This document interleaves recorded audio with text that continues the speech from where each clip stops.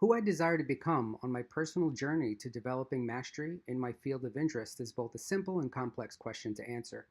The simple explanation to the question is that I want to become a guru in my craft.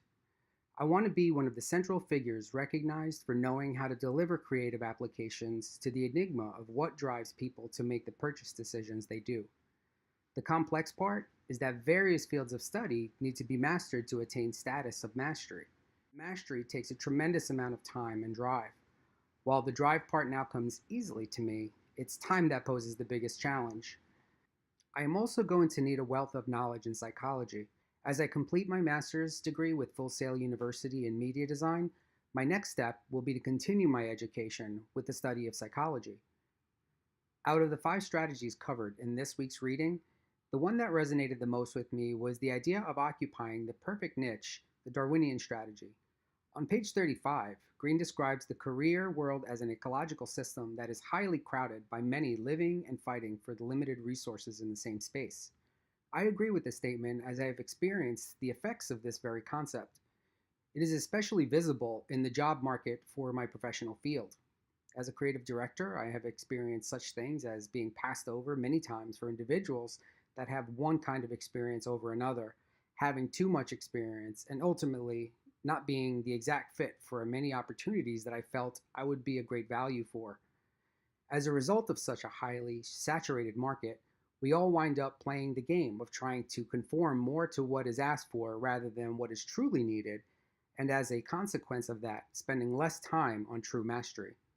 On page 29, Green explains the concept of returning to your origins, the primal inclination strategy. While trying to apply this to my life, it triggered some memories I didn't even know I had. For example, I remember being a kid and sitting on a bench at the mall in one of those many lounge areas. What I remember is how I used to play people watching. I would play a game of guessing what a person would buy at the closest little shop or booth to where I was sitting. I would get excited every time I guessed correctly, but when I guessed incorrectly, I would ponder as to why I got it wrong. It never went any further than that, but I found it interesting as to how it could demonstrate at an early age my interest in the field. I have experienced various instances in my career path that fall in line with Green's concept of avoiding the false path, the rebellion strategy on page 36. My experience with a false path is more along the lines of not taking job offers solely for the promise of getting a great pay or quick advancement. In this case, like several others, I have turned them down just to stay the course I had set for myself. For me, Green's concept of letting go of the past, the adaptation strategy that begins on page 37, is a great explanation of my personal battle and also reminds me of the day I decided to become gritty. It was both a personal and professional decision that I decided to put behind me all of my past failures and move forward with building my life around what would truly make me happy. To this day, I regard that decision as one of the biggest turning points in my life. Green's description of finding your way back, the life or death strategy on page 40, doesn't really correlate closely with my life's experiences. While I see the points made in this concept, I am grateful that I haven't had to experience such a tough outcome as Buckminster did. This brings me to my mastery desire. Like I mentioned earlier, my ultimate goal is to become a creative guru. Basically, one of the few highly recognized figures in my field for extraordinary achievements. The path that would most likely suit me best is explained by Green as the Ramachandran path. Since I am and have been within my field for 20 years now, looking for that side path that speaks to me in a fundamental and personal way will be the next step on my career path. The niche I want to fill is that of an expert that has a profound understanding of why consumers make the shopping decisions they do. For me, parallel to the Ramachandran path, the Matsuoka path is also of relevance. While I'm on the verge of completing my mastery in the arts, I will also have to master a field of psychology. Combining this added field of knowledge will allow me to make those novel connections that will drive successful campaigns.